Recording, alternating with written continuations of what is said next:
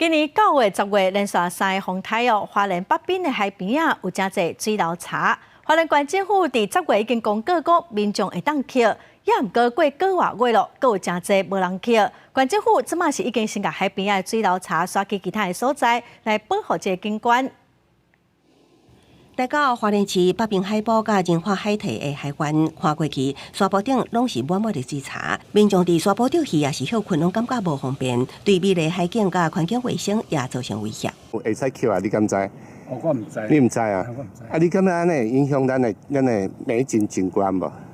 应该是有影响。有影响很大，应该早就该清了。它现在有开放，从月底开始开放给人家捡。哎，你觉得这样有用吗？ 效果不大，不大，还是希望他们赶快清完。对啊，这水茶拢是今年9月、10月连续3个风台所堆积量，因为内底有未少的定位木材，需要等林保署先标记提走了后，才会当开放扣。要毋过数量伤济，县府伫10月13公告开放扣了后，到单还未清完，只好先刷到其他地点去。那我们把漂流木移植到我们吉安乡的华人海堤旁的空地，在我们林保署花莲文署管理的土地上面。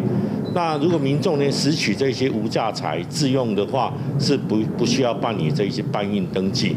县府强调，若有卖需求，有缘爱到农业处，也是林保署花莲分署办理登记，佮爱到台湾林产品生产追溯系统处理条码了后才会当卖。另外，袂当伫现场用水茶、香火拒烧，以免触犯公共危险罪。记者综合报道。